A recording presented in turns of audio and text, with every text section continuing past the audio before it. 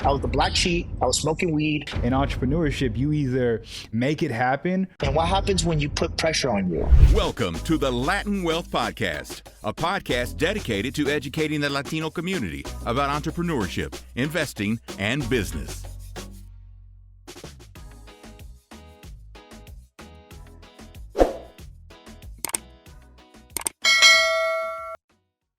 Yo, what's going on, Latin Wealth family? Welcome to another episode to the Latin Wealth Podcast. Super excited about today's conversation because we got another guest on the podcast. And today we're going to be discussing another business model that we have yet to discuss on this platform. And it's also a business model that you guys probably don't know very much about, not very spoken about, but this individual is, I think it's leading everybody when it comes to the conversation about this business model, and we'll get into it. And so a little bit about our guest today. He went from a cop at the age of 26 to a detective at the age of 28. Now, he stayed in his career past this job for a couple years, but when he was about 32, 31, he decided to quit his job, quit his career, which he was making over $200,000 a year, to pursue his passion and really to pursue and go all in on his side hustle. All right. So since then, he started multiple successful businesses, and now he's kind of telling everybody in the world on how you can do the same for yourself. So he is currently the founder of Merchant Automation. Welcome to the Latin Wealth Podcast, Paul Alex. How you doing, bro? Chris, how you doing, brother? I'm excited to be here, man. Absolutely, man. Thank you once again for jumping on the podcast. And I know I said it before we hit record, but just want to give you a huge shout out because once this podcast episode comes out, you would have officially been married. So shout out to you for that, man. Marriage is beautiful. And thank you for taking the time. I know, you probably planning things right now. Wife, you probably hitting you up, but thank you for taking the time to be here right now. That's all good, man. It takes a dynamic duo to make great things, man. And I've always been a big believer in building a team culture. So now I'm trying to build my family culture for the future. So yeah, man, let's get right into it. So I really want to start off with your story. I kind of brushed past it in the intro, but really would love to know your story, man. Love to know your upbringing and really the things that got you to where you're at right now in life. Yeah, absolutely. Let's dive into it, brother. So, guys, if you guys don't know me, my name is Paul Alex Espinosa. I'm half Peruvian, half Mexican. I was born in San Francisco, California, to two immigrant parents. They came into this country with absolutely nothing, bro. Nothing. And my mother, she worked for several years, I think almost a decade, as a housekeeper at the Four Seasons Hotel in San Francisco. My pops, he was in construction. My biological father, he ended up separating with my mom at the age of 2. So my mom essentially was a single mother for when I was at a young age. So what I used to remember as a kid growing up was that, my mom, she didn't have enough money to hire a babysitter. As you guys know, when you guys have kids, it's super expensive to go ahead and hire a babysitter. It's literally thousands of dollars. And I see that effect now with my friends and my families and my cousins, because they're like, dude, we can't afford childcare. That's like paying someone else's salary. So thinking into that, man, like I used to see my mom work 18 hours a day, work overtime, and then still come home and cook me a meal like in the middle of the night, bro. And I respected that. She was a very hardworking lady. She was tough on me, but she had to basically be the man to raise me, and also the woman raised me, and I appreciate her for that.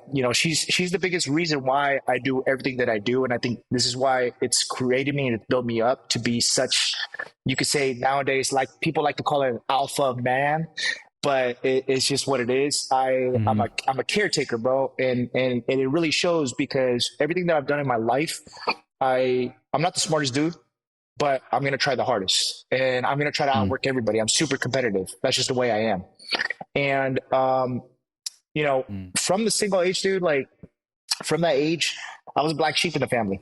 I had 2 sisters. and they both went to school. They went to college. They became registered nurses. My mom eventually moved on to become a phlebotomist for UC San Francisco, and she was spent the rest of her time there for additional like 20 years.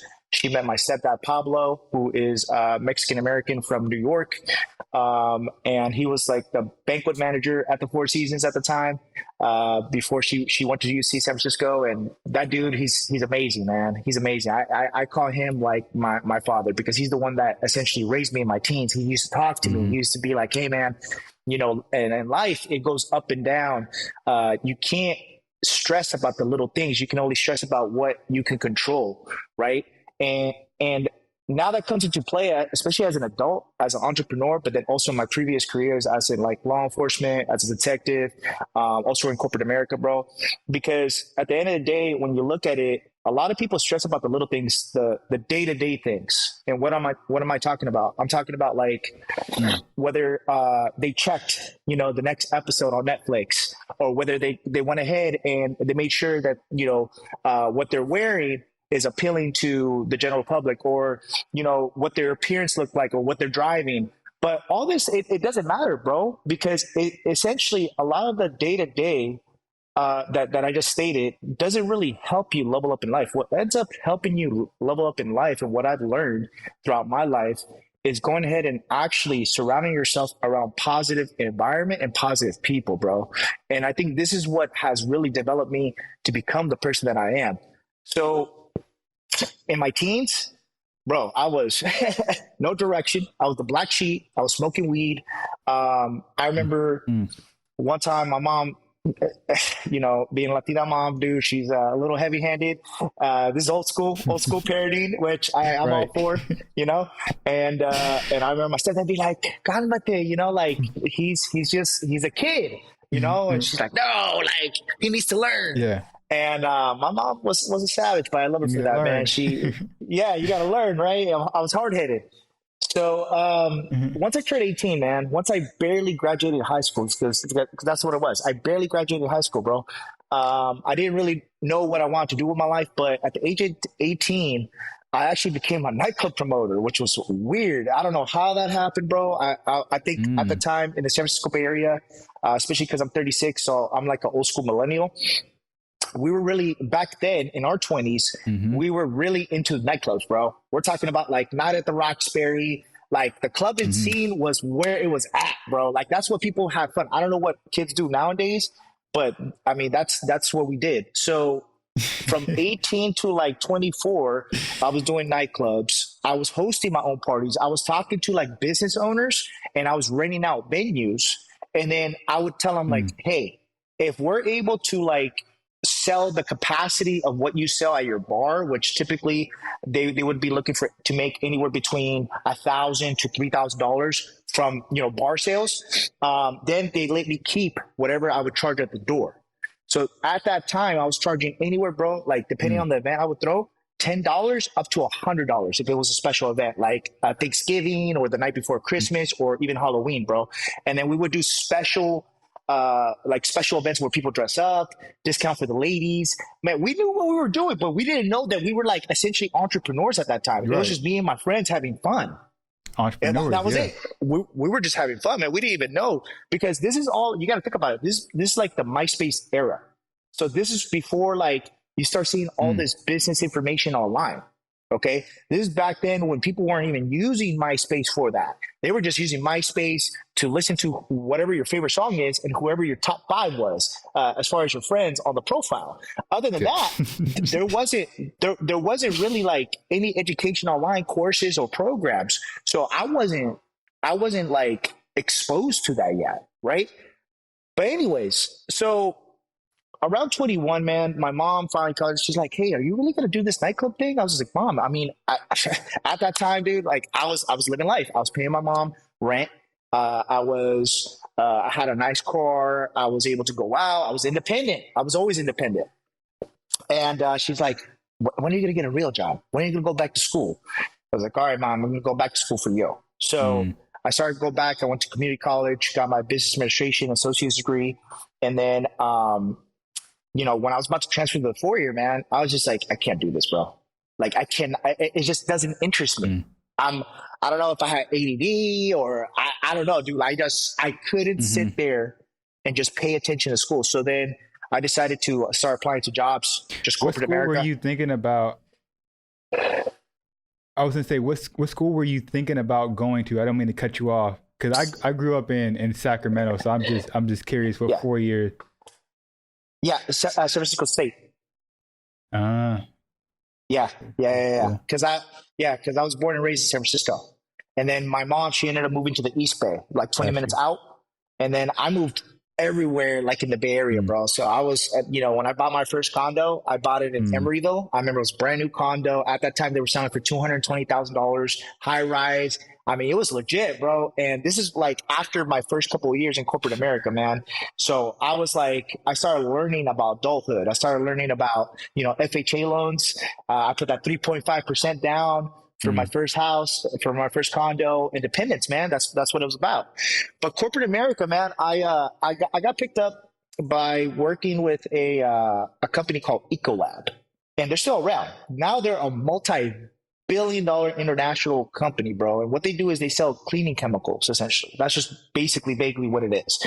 Cleaning chemicals, like if you were to go to Cheesecake Factory, or if you were to go to That's the same company that David Goggins was playing or working for?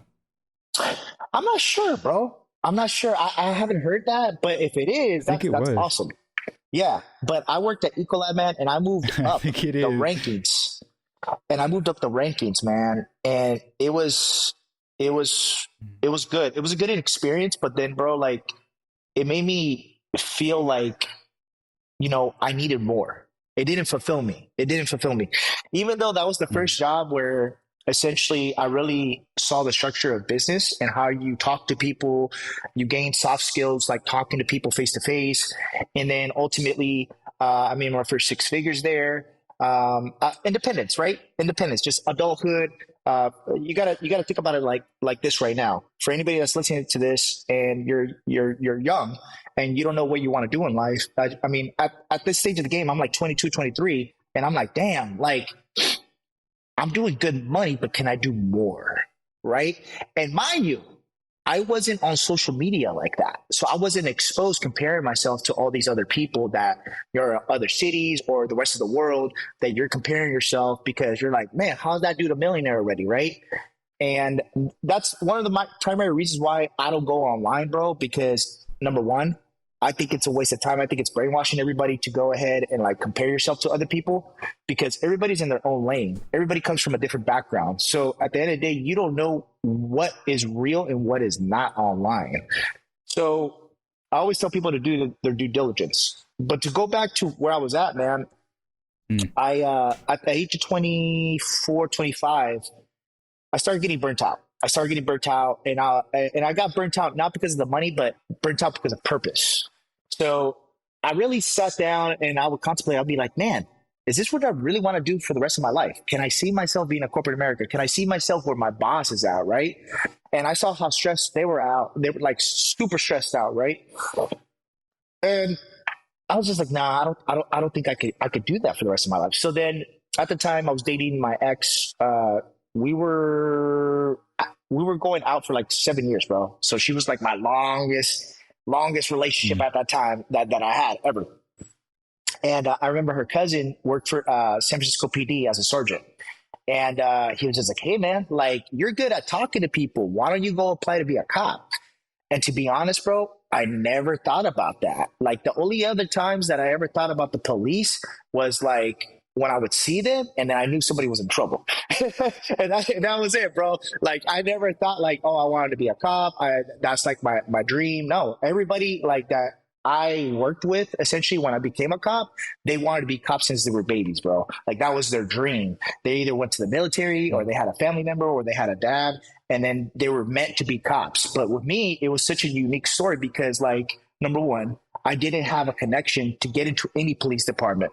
Majority of police officers that get in the very first time when you apply, because it's hard to get in, bro.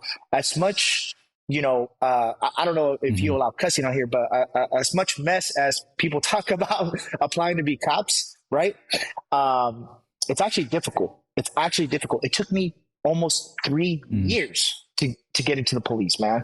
And it's just because at that time, it was around 2014 and they were super strict, bro. Imagine this, 2014, you're around 25. I was around 25 and you have to compete other 1,600 applicants, bro. 1,600 applicants. And there's 8 steps for you to accomplish in order to get that job that takes a year. So the first time I did it, I didn't pass the second stage, which the second stage was the written exam. The first stage is they have you do the physical, which is super simple. It's 30 seconds. Unless you're overweight, you ain't gonna pass it. But the second stage was the written exam, which is like English, learning how to articulate yourself, which it's a lot of people don't know how to articulate themselves, man. They don't know the difference between theirs and all that jazz. So I think a lot of people drop out, like 50% of it. The third stage is then they call it oral boards, which is essentially it's a panel interview with a detective, typically like a sergeant, and then somebody for the community. And then they're paramilitary, man. So they're not smiling, they're not doing nothing. They're just answering the questions. They'll even throw you off, and one of them will go on the phone while you're saying your question. And a lot of people, they get, you start thinking to yourself, you're like, damn, did I mess up that bad that like this person's not interested in me? And then they end up fumbling even more. So that's what ended up happening to me, man. It's just like lack of experience, lack of like soft skills. So the first 2 times that I applied, I got farther in the process, but I failed because of my lack of either articulation or soft skills or just experience. So the third time, I remember I was talking to my background investigator, and he was this old school cop, and he was cool. He was real cool. He was just like, he was smooth. I remember talking to him, but he was super smooth. He's like, yeah, Paul, I don't think they're gonna allow you to get into the department no more. But he's just like, I don't know. You got to figure it out, bro. And I was like, what should I do? And he's just like, you just got to figure it out. And I remember I sat in my car, and I'm like, damn, why do I want this job so bad? Like, why do I want this? I think it's just because, like, I guess I failed twice. I was just trying to prove a point, bro. Like I was trying to prove it to myself. Like I just couldn't allow it to like just go down like that. So I went ahead and I started doing a ton of community service. I went ahead and actually did about 2 months worth of community service, went to the food banks, started applying to all the shelters, specifically in the city of Oakland, started doing, just helping out the community, showing everybody, especially my background investigator, that I wanted to be a police officer in that specific community.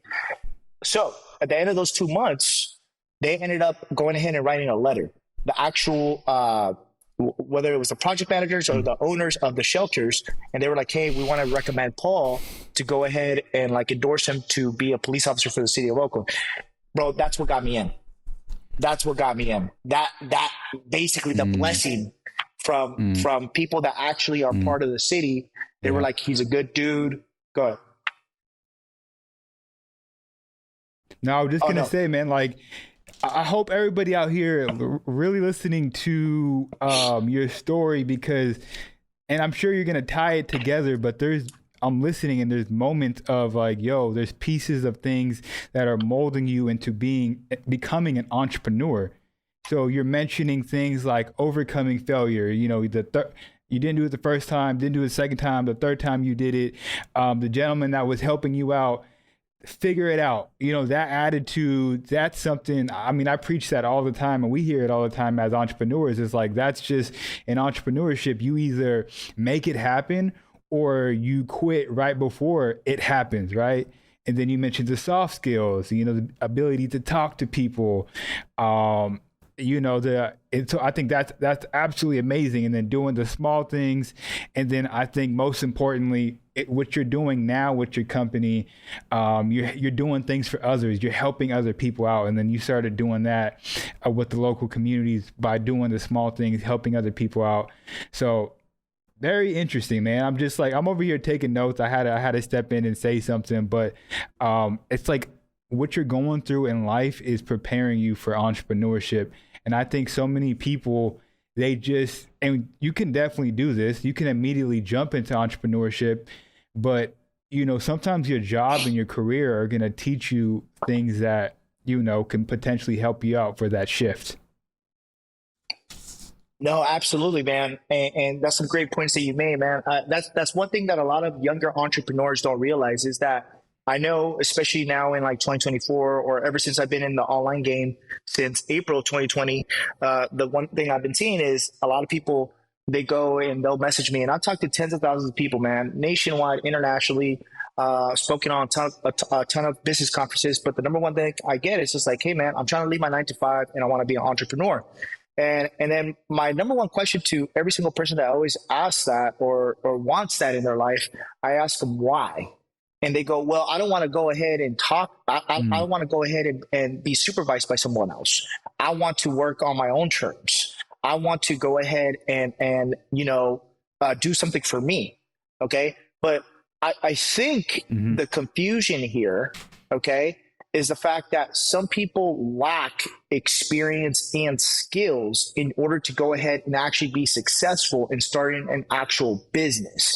And that's what most people need to realize, especially in 2024, because everybody's trying to be an entrepreneur. Entrepreneur is like the new celebrity nowadays, right? And it's just because of social media. That's just the way they paint the picture, right? But it's not as glamorous as a lot of people make it out to seem, bro. I mean, it's very fulfilling.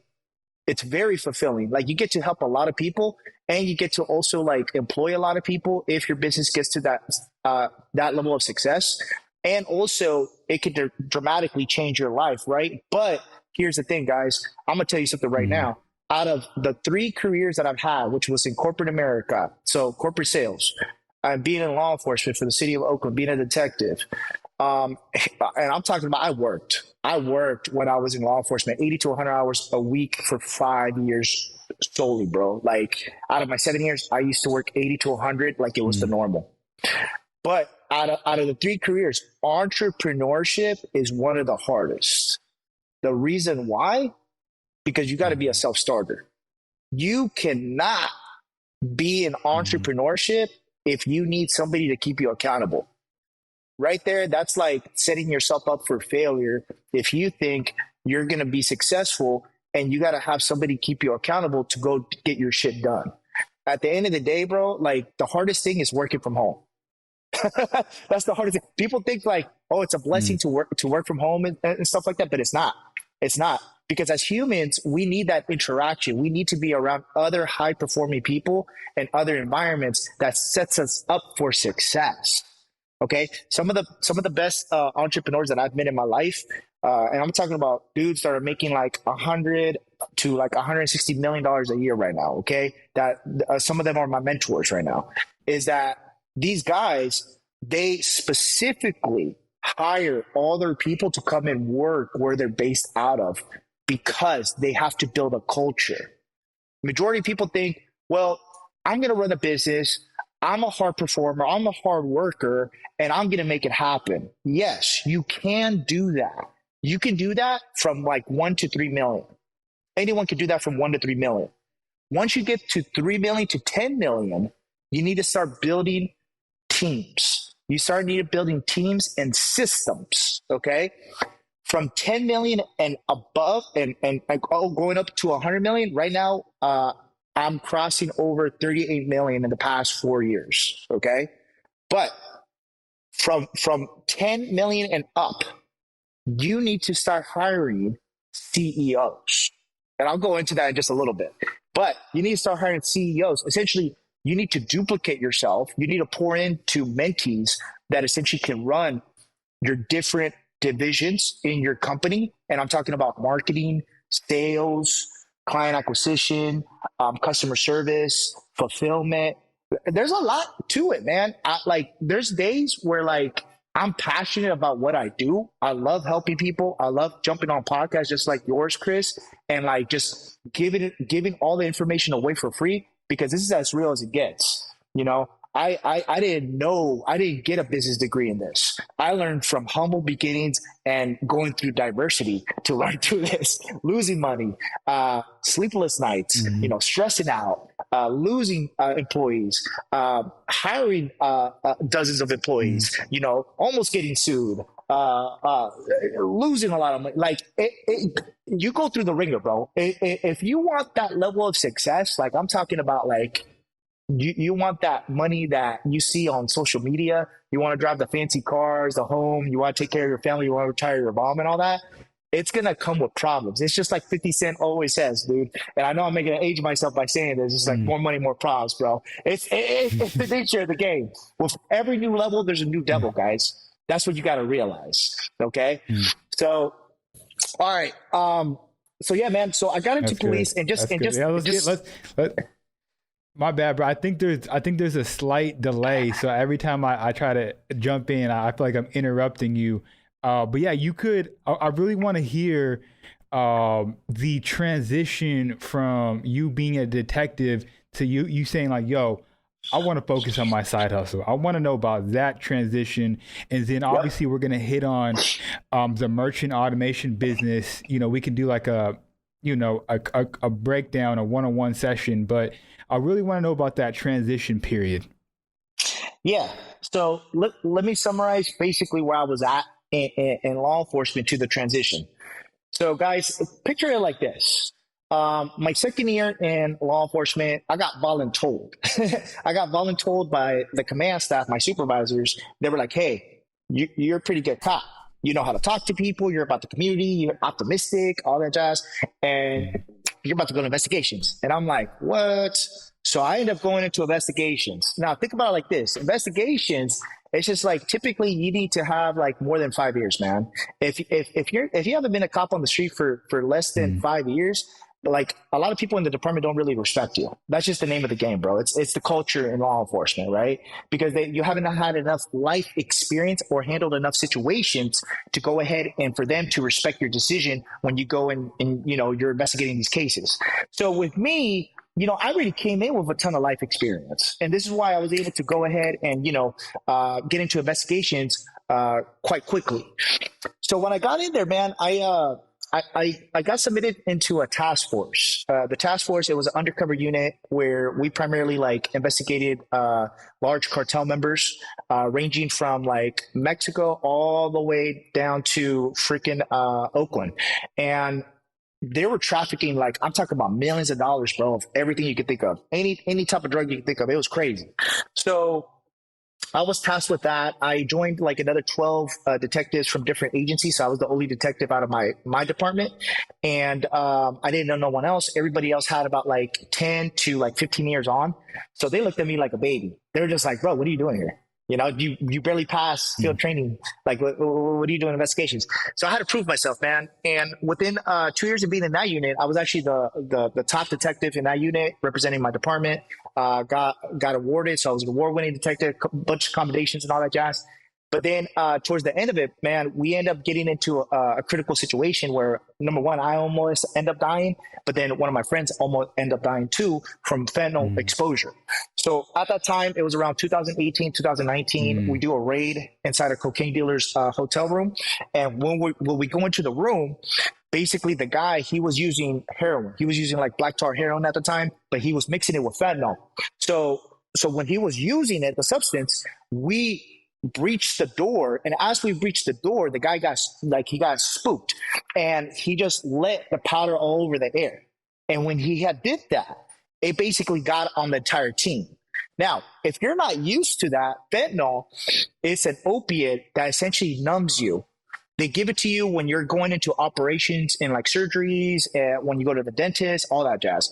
So then when we all got exposed to it, majority of the powder landed on my coworker. My coworker within seconds almost died. Like, he turned blue. He started suffocating, dude. It was crazy.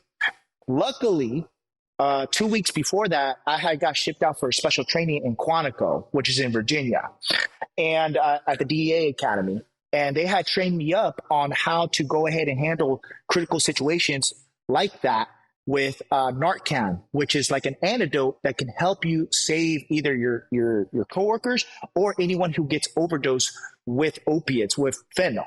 So it was God's plan, bro, that I went to that training, and then that happened like right after, because, dude, who would have known, right? If I didn't go to that training and act at that moment, he probably wouldn't be here. So when that happened, man, it just changed my view.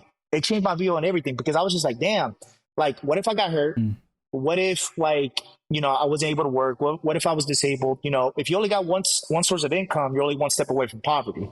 So the way I look at it, man, is that I made a decision right there and then. I started talking to a couple of my coworkers who have been in the department for quite a bit of time. I was always an old school, so I'm like an old soul, you could say. So I always related more to the older guys.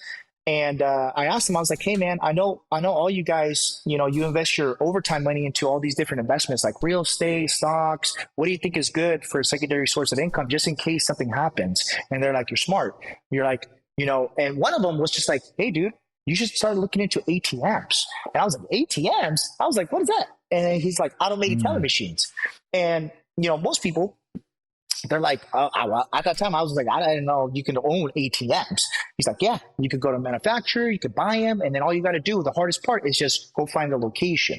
So that's what I did. I know I'm making it sound simple right now, guys, but it wasn't as simple as I'm making it seem because we don't have like all day to talk about this. But, I'll tell you more about this later on. But essentially, when I started that, within 18 months, I was able to become financially free. Within 18 months, I was able to land 30 locations. It covered my bills. At that time, my bills was like around $6,300. I was making anywhere between $12,000 to $15,000 off of the machines in residual income, meaning that it was just coming in as I was working, which is awesome.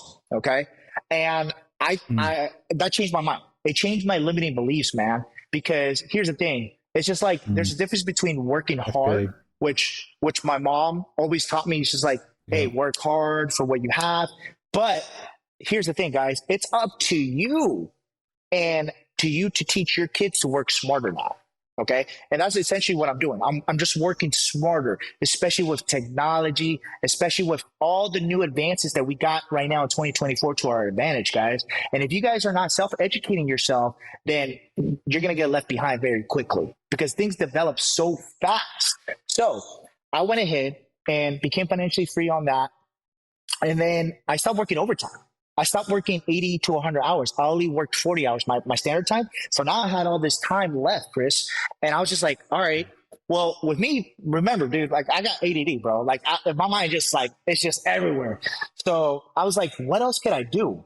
So then I ended up jumping back on social media after not being on social media for 8 years. Remember, last time I was on social media, bro, was right before I became a cop. So since MySpace, since the whole song on the profile with the top 5 friends, yeah, bro, that's a long time. So then I jumped back. The first platform I jumped back onto was Facebook, and I started going into these Facebook groups, these communities, and I started seeing other people that had the same like-minded thought process as me with ATMs. So I was like, oh, this is awesome. Like this reminds me of like forums back in the day, almost like Reddit, right? So then I go ahead and I start looking and I'm like, dude, there's a lot of people that want to start this business, but like no one's really helping them out. So then I get targeted by Zuckerberg on Facebook, bro. And I get an ad, and the ad, it was for a book called Digital Millionaire. Okay. And that book, it basically teaches you how to sell information online based on your knowledge. Okay. And I was just like, this is interesting. It caught my eye, bro. It caught my eye. And it was the ad, I remember it was this guy named Dan Henry. Okay. And this guy on the ad, he goes, hey, are you knowledgeable in anything? Are you knowledgeable or are you good at anything? Are you like a subject matter expert? You don't got to be certified, but are you good at what you do? And to me, I was just like, I'm good at 2 things. I'm good at being a cop, and then I'm good at the ATMs because I was able to do it. So then I bought the book. Sounds cliche, bro, but that changed my life. $5 book changed my life, bro. It changed my life, man, because it opened the door to what I was never exposed to. Okay. And I know it sounds cliche because even when I was a kid, I remember, everybody used to say, read is going to change your life. Read. But then here's the thing. Everything that they were telling me to read back then when I was a kid, it wasn't interesting to me. So the key takeaway here, guys, is I'm planning to have kids this year. And for my kids, I'm going to really talk to them and go ahead and say, what are you interested in? And then whatever they're interested in, I'm going to find whoever's the best in that subject and then either get them to mentor them or get the actual education so they're able to be the best in it. And that's the key takeaway here, guys. It's just like, you got to find out what interests your family, what interests you, because then you're going to be passionate about doing it and you're not forced to do it. And that's the issue that a lot of people don't realize. A lot of people are forcing themselves to go ahead and study subjects that they're not interested in. And then what ends up happening is they don't use it. Okay. So I ended up going ahead and buying a course. And I know, once again, it sounds cliche, bro, because there's a lot of people online that are very skeptical about courses. They're like, courses are scams. The thing, here's the reality. Okay, I'm going to play devil's advocate, guys, because I'm very neutral. Okay, I don't get my feelings hurt. I got tough skin. I used to be in law enforcement. Here's my thing, guys. Courses, you got to do your due diligence, because there's a lot of fakes out there online. Like I said, there's a lot of fakes out there online. And then there's a lot of real people out there. So you got to go ahead and instead of just going and let's say watching a live webinar or getting the direct information from the person who's actually trying to sell it, you got to go ahead and ask for testimonials. You got to go ahead and ask to actual people who have actually used the course or the program to see how their results were, or to see the good and the bad, because there's always going to be a good and the bad, guys. Because if it was easy, everybody would be a millionaire. Let's be honest. If it was easy as everybody makes it out to seem online, everybody would be a millionaire, but that's not the case. Because here's the thing. Majority of the day, you're going to have to do the work no matter what. There's work no matter what. Okay. Now, if you are investing into a passive or semi-passive residual income opportunity, then it's more than likely going to be more expensive. Okay. And that's just the way it goes. In business, there's nothing as free. Okay. Everything free never comes out good. And I always tell my parents this because they always try to get the discounted rate whenever they want to do work at their home, right? They're like, oh, I found a guy that could do the roof for like, $5,000. I was like, Mom, that's like a $20,000 job. No, no, you're not even paying for it anyways. Like, let's go with the $20,000 guy. I ain't trying to pay, Joe, the repairman down the street, just to save a couple dollars. No, it never comes out right. So at the end of the day, same thing with the course, guys. You want to be a millionaire? Guess what? If somebody's saying like, hey, I'm going to show you how to be a millionaire, it's only going to cost you $3.99 a month. That don't sound right, guys. That don't sound right, guys. It don't sound right. Why are they going to show you to be a millionaire for a couple dollars a month, right? You gotta, put some common sense into it. So I ended up building for sure the actual program, my first program online, man. I bought the course in April of 2020. Started learning how to build basically a platform where I build my own community called ATM Business for Beginners. Built the first company called ATM Together. The primary concept behind that was that I saw that there was a lot of beginners that were having problems with actually talking to people and finding locations. And then I found out that there wasn't a lot of people trying to really educate them online. So I was just like, you know what, dude? I think I could do this. I think I could educate people on actually how to go ahead and build their own business. Yeah, just real quick. Great information. I do want to give a quick shout out to Juan, which we had on a couple weeks ago, and he breaks down the whole thing. So if you guys want more information on the ATM business and how to start, locations, everything, go check out that. Matter of fact, I'll link it down below, the episode with Juan. Man, he broke it down in such a way. I'm like, anybody can do it. So quick plug, quick shout out to Juan. Amazing dude. I know you connected me with him. You guys work together. He broke it down in a beautiful way. Oh yeah, no, Juan Geronimo is such a great guy. He's such a great entrepreneur, man. So so to get back to it, it's essentially built a community on Facebook called ATM Business for Beginners. Started with 5 people in that group, man, back in April of 2020, and year to date, we're over 100,000 members in that group, man. So I mean, in a short amount of time, you guys can see what you're able and capable of doing when you have the knowledge that you actually invest into. You got to have skin in the game when it comes into business, because here's the thing. what are you risking if you don't go ahead and actually try, guys? The worst case scenario that will happen, this is what I always tell everybody, worst case scenario, if you don't try, okay? Because you're the biggest step for everyone, okay, including myself. When I first started this, I went and was like, should I really invest $10,000 into this course? Is it going to work? Am I going to lose my money? Is this a scam? Right? It's on you. You have to take extreme accountability when it comes to this. And with that, you have to have skin in the game, guys. You know, when you get something for free, how much do you value it? Not that much. Think about that. Think about anything you guys get for free. You're not going to evaluate that much because it doesn't hurt you. That money that you produce from your 9 to 5 or your current business that you invest into that opportunity to learn a skill that could potentially set your life set you up for good, guys. That's when you guys put a little bit of pressure on you. And what happens when you put pressure on you? You guys perform. That's what happens. You put your back against the wall. So that's what I did. I invested my first $10,000. I told him, hey, if I don't make this money back, it's on me. That's it. That was the conversation I had with myself in the car when I signed up for that course, man. And it was for the Dan Henry course at that time. I know he has like different kinds of things now. But paid 10 grand, April 2020. By September of 2020, bro, I made my first $3,000 online. Enrolled a couple clients, and I was just like, wow, this is amazing, right? Limiting beliefs broken, milestone broken, right? But here's the thing.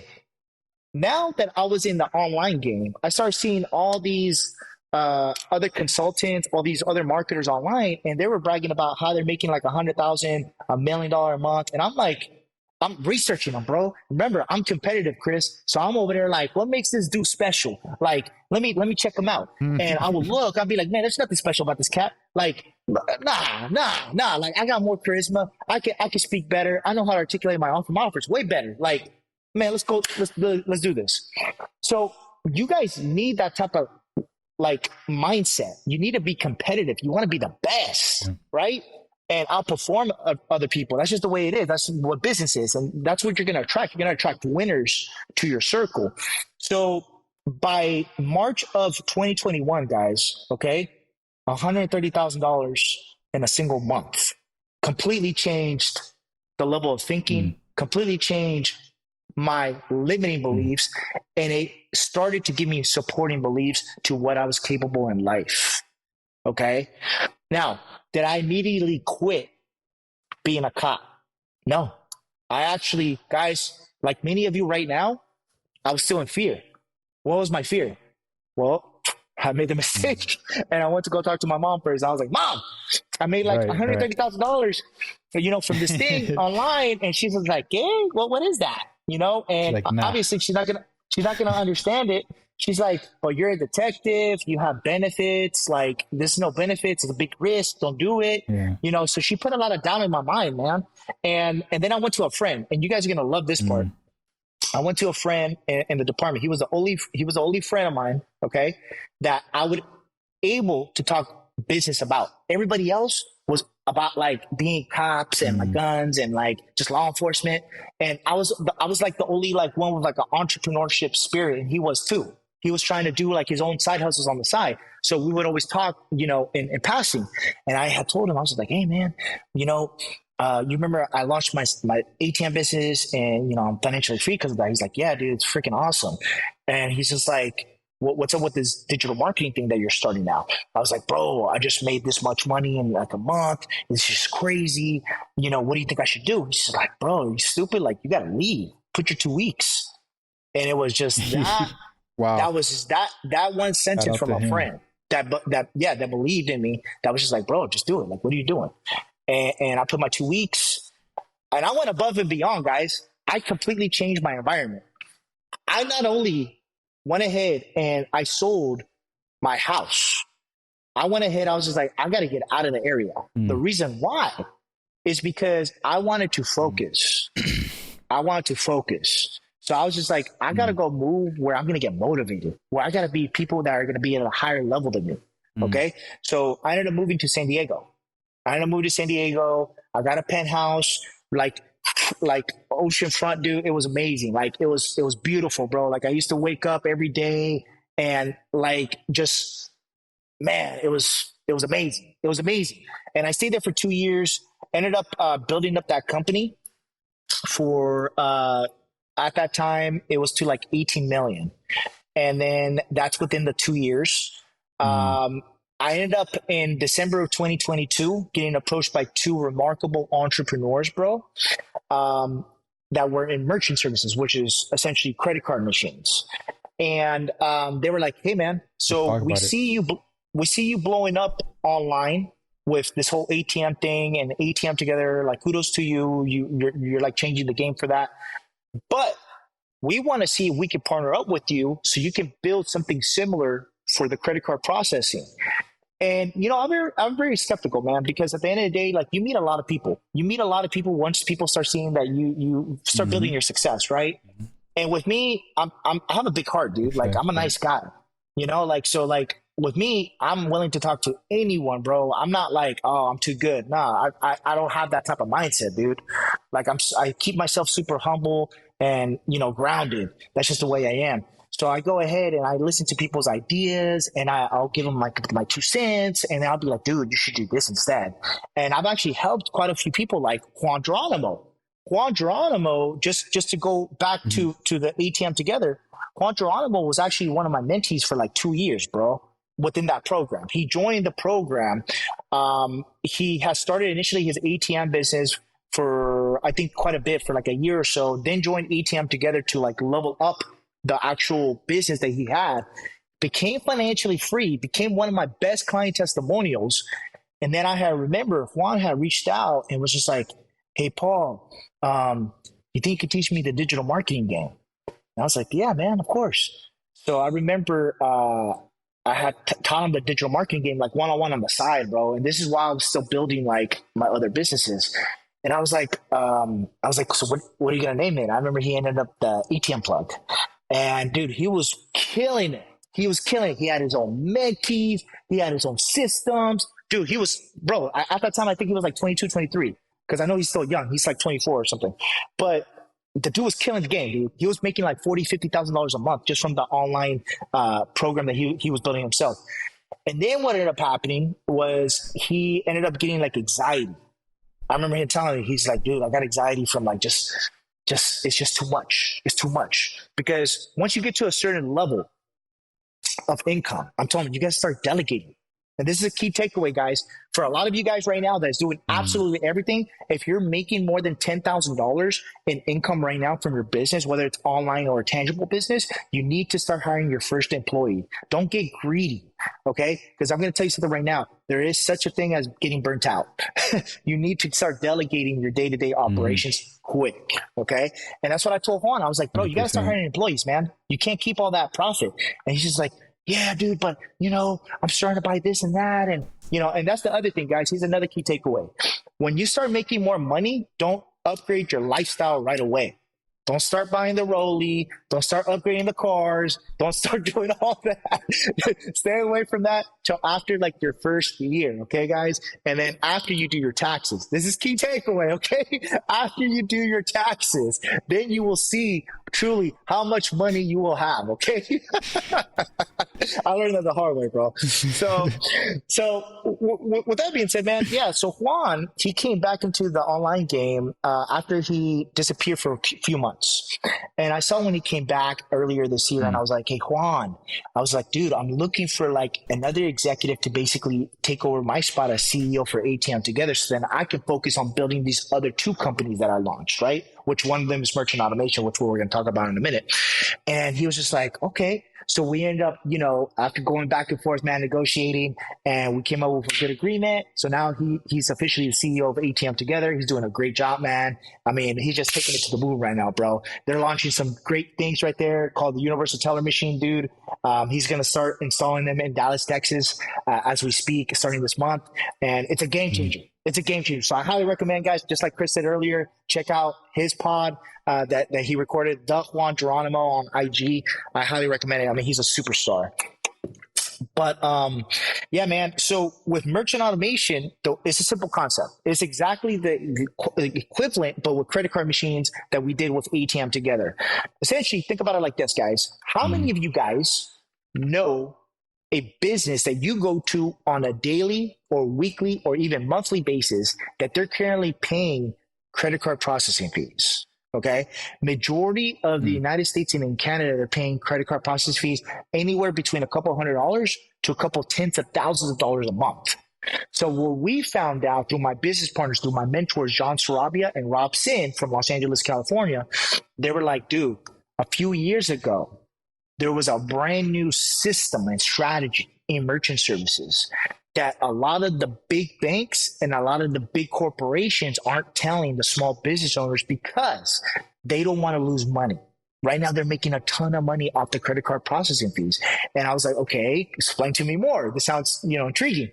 So then they go, it's called the cash discount program. So these businesses, they could give their clients an option.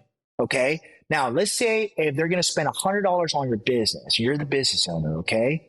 For that $100, if they pay with cash, they could go ahead and they can opt in for a discounted rate. You could give them $10 off.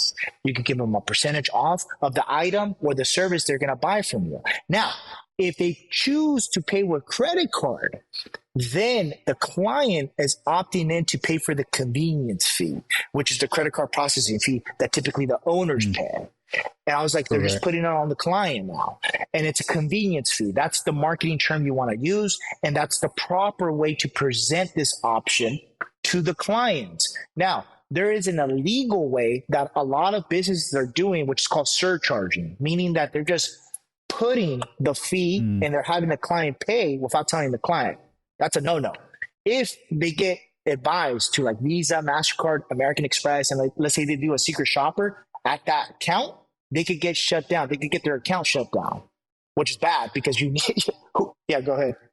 No, I was going to say, so you said that surcharge fee is illegal? Yeah, businesses are not supposed to add it on to the item list without telling their customers. And it's happening a lot right now. Yeah. There has to be an advisement. And this is the proper way of doing it. So cash discounting is the proper way of doing it, where you have an actual visible sign or you have the correct terminal, which any terminal can be programmed to do it, but they have to go through the right system to do it, where basically it'll advise the customer, hey, do you want to pay the convenience fee or do you want a cash discount rate? And then that's when the customer can say, okay, I'd rather just pay with my card. I don't want to take out cash from the ATM. Now, this is great for anyone in the ATM business, since we're talking about ATMs. Why? Because if you're already in the ATM business, number one, you already established a relationship with the customer. So they're already your customer, okay? And in business, who's easier to sell? Someone who doesn't know you or someone who's already bought from you? Someone who's already bought from you all day, every day, guys, okay? So you could go into your actual client and you can say, hey, so I already have your ATM in the business. Why don't I help you out with the credit card terminals as well? I'll wipe out tens of thousands of dollars a year for you, and you don't got to worry about paying any more fees. And guess what? You ain't going to be on no contracts, because that's how a lot of the big banks and the big corporations are getting people right now. They're putting them on anywhere between a year to 5-year contract, and then they're charging them tens of thousands of dollars. So the biggest key takeaway here for anyone who wants to go ahead and start with this, right? Number one, you just got to connect yourself with an ISO, independent sales organization. If you guys are, whether in California, it doesn't matter where you're at, just put ISO for merchant services and then put your state. You're going to get a list of a ton of them that you can call yourself, and then you can sign up under them if you want. Okay. But what I saw, right, in business, you got to see the gaps. What is missing that people want? So what I saw, guys, as me being a serial entrepreneur, me being a 9-to-5er, me being a blue collar guy and having decent success with the ATM business, the hole that I saw in merchant services is that there wasn't a true program out there for beginners. There wasn't a true program out there for average people like myself that can learn actually how to sell this, how to present it, and not to go ahead and get confused with the jargon that the industry uses, right? Because at the end of the day, I'm not the smartest person, man. So speak to me in English, like speak to me like just simple terms that I can actually explain this to my clientele, man. So I can go ahead and sell this and help people save money. But then in return, I can also make money. So when you guys look at it, it's a win-win. You guys are going to help mom and pop shops save tens of thousands of dollars. So when you're going in there, think about it like this. Right now, one of my mentors, okay, because I have two right now. They go by Andy Elliott and then Russell Brunson, okay? Russell Brunson always talks about his Dream 100. His Dream 100 is his Dream 100 clients that he like dreams of working with, guys, okay? And this guy runs $1 billion company. So think about it like this. I break it down simpler for my clientele. For my mentees, I tell my mentees, look, think of your dream 10. Think of your dream 10 businesses that you go to on a weekly or monthly basis that are paying credit card fees right now. Go ahead and start up a conversation. Just be like, hey, so I've been coming here, having breakfast here every Friday or when I'm after church on a Sunday. I just want to ask you, how much are you paying in credit card fees right now? They're going to tell you, like $500, $1,000 a month. Okay, cool. What if I can wipe out 100% of your fees? Would you be interested in a conversation? You got them.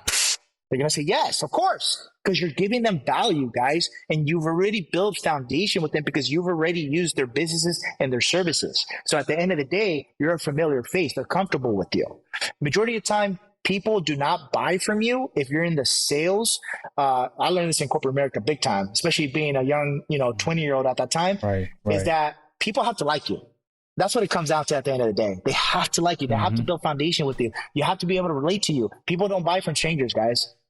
People don't buy from strangers. Even the most skilled people have a hard time closing people because you have to know how to build foundation, build value, and educate people. So what am I doing right now? I'm doing all three.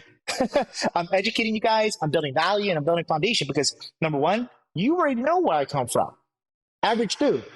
So at the end of the day, if you're listening to this right now, what makes me better than you? Nothing. I just try, guys. I'm not scared anymore. I just try. Once you let go of the fear, guys, your life, you're going to become free. This is what a lot of people say now. You escape the matrix, right? So at the end of the day, how many of you guys want to escape the matrix? You want to escape the matrix? You got to let go of that fear, right? 100%. So that's where it is, man. Yeah, 100%. I love that. I love it. So I have a couple questions, and look, I don't want to keep you for very much longer, but about the actual device, I'm curious, can you break down, where to find these devices at? How much do they cost? You kind of spoke about building a relationship with these different maybe mom and pops restaurants and whatnot, but how much do they cost? Where can you find them? And then let's talk about how much can you expect to make per device? Yeah. So on average right now, guys, I only talk from experience. I never talk from hearsay, okay? So I can only talk from my experience, but there might be other people in the space that they're going to tell you, well, I'm not making that much, or I'm making way more. On average, my clients right now, I have 600 people that I help with this business. On average, they're making $300 in residual income per credit card terminal. Yes, I have a couple of mentees that are making like maybe $250 per terminal, but I have other ones that are making $2,000 per terminal. So at the end of the day, it just varies on location. Now, with that being said, guys, the reason why you got to go ahead and do your due diligence, you got to really ask yourself, how much experience and confidence do I have to actually go out there and prospect, cold call, talk to people, and actually educate myself by myself to go ahead and do this? Now, if you can go ahead and join any ISO, any independent sales organization in your city or in your state, and they should be able to get you this at wholesale pricing. These standalone terminals, okay? Standalone terminals, they'll probably range anywhere between $250 up to $500 per terminal. If you're looking for a POS, point of sale, which looks like an iPad, that when you go to restaurants, right? Those typically go for like $1,000 or more. But to work with my company, okay, full transparency, guys, what we do is we help you build an actual business. Okay. I don't sell information. I actually give all the information away for free, as you guys can see in this podcast. And even if you were to join my free Facebook group, which I have a free Facebook group for this, a specific business, it's called Cashless ATMs for Beginners. And you guys could go to merchantautomation.com if you want access to that free group. I do weekly live trainings and all that jazz. And we'll give you a free course. We'll give you all the information for free. And you guys could go out and do it. But let's say if you guys wanted to work with us, we offer two things for two different entrepreneurs. Okay. The first offer that we offer is essentially if you're more proactive. So you guys just heard my story, right? Like I don't give up, right? I may fail a few times, but I don't give up. If that's you, you can relate to that. Then the first offer that we have is essentially where we actually find the locations for you, which is cool. We'll find the locations for you. We'll set you up with the owners, and then you go to the locations. And if you like the location, you get along with the owner, then you can accept it from us. That's your location. Now, all you have to do is just have the paperwork filled out by the owner, and we'll drop ship the actual terminals and the devices to them already programmed. You don't have to do nothing else. It's pretty simple. Now, the second option is if you're like, let's say, super busy right now, or let's say you have a 9-to-5 that you really enjoy, you have a family, but you have no time whatsoever to go to locations. Then we have a fully built for you business system where my guys, they personally go to the locations, they set it up for you, and you get the residuals on the 11th of every single month. So we have two different options. To start with either package, okay, you're looking at a low 4-figure to 5-figure investment, which is going to range, okay, depending on what you guys are looking for. With that being said, you have a few options here, guys. You could have a business done by professionals that already have experience. We already have actual like social proof as well. We have hundreds of testimonials. I just did a podcast with Andy Elliott. He's a pretty big consultant in the sales industry right now. I brought a client testimonial with me, Chris. This client, he goes by the name of Bryce. He's a family man. He's a farmer, and he went ahead and he has his own construction company. But this guy, he was just like, he loved the idea of making residual income. So when he looked at our program, he was just like, dude, I could do this. I know how to talk to people. So he started 7 months ago. Within 7 months, he landed 35 locations, and right now he's making over $10,000 in residual income. That's talking about money while he sleeps, bro. You know, he's still able to work his company, but his goal is to land more locations so he's able to break $20,000 in monthly residuals. And then he told me that he's going to basically sell his company. He has 19 employees. All he wants to do is live a digital remote lifestyle for him and his kids. That's his why. And I always tell people, like, money, obviously money's going to motivate everybody, Chris. But at the end of the day, it's realistically going to be your why. Like, what is the purpose of you making so much money, right? Like, what are you going to use it for? Like, I used it to retire my mom. Like, I helped her retire 5 years earlier than which she was going to, bro, from being a phlebotomist, which is powerful because she will always complain about that. Why has that? I was going to say, I think that why definitely has to be something that is strong and deep. Like what you mentioned earlier, you were asking people, you know, why do you want to be an entrepreneur? And they were saying, because I don't want to have a boss, or I want to have control over my time, right? And I think that's good, but it's not deep enough, because once you quit that job, you're going to have all the time in the world. And that time could actually destroy your business, right? So it has to be something deeper than that. Most people don't have the discipline, as we spoke about earlier, to even, have the discipline over their time and their schedule. So by you having the why of like, yo, I want to take care of my mom, I'm about to get married, I want to have kids, things of this nature, that is a deep enough why for you to pursue entrepreneurship, because life is going to happen. Crazy things are going to happen in business. You mentioned you losing money, and that's all a possibility of happening, right? And if your why isn't deep enough, then you're just going to get slapped and you're going to want to quit. Yeah, and entrepreneurship, guys, a lot of people stop getting motivated. You're not going to be motivated every day. even when you guys are at a success, you're not going to be motivated every day because guess what?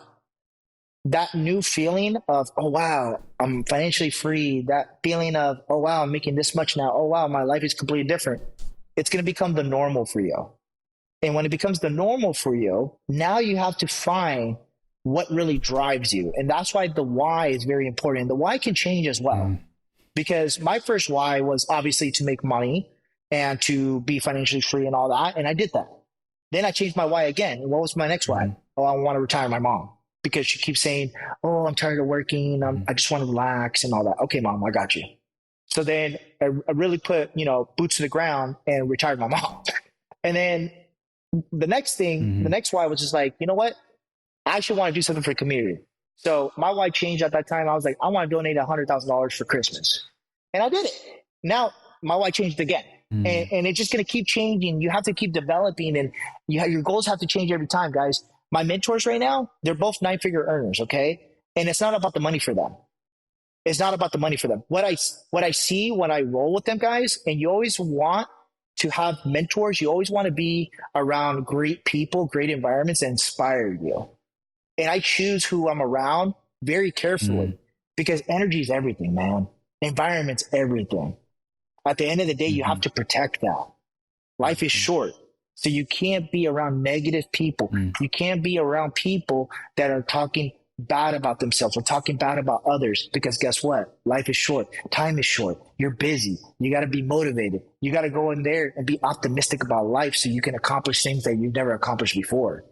So anytime I'm around my mentors, Chris, I always see the fire in their eyes, bro. I see the fire in their eyes of how can I help more people?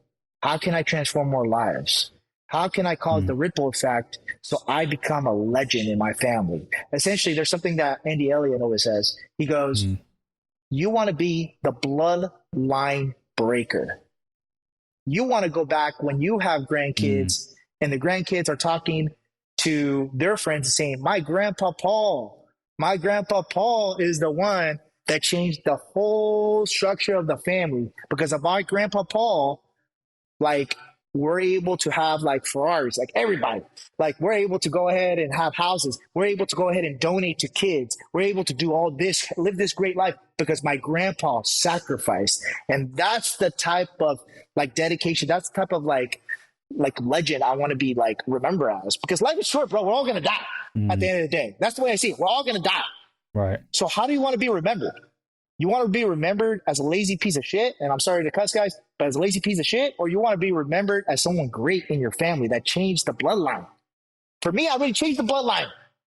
I'm the first multi-millionaire that retired my mom that changed the dynamic of my entire family, bro.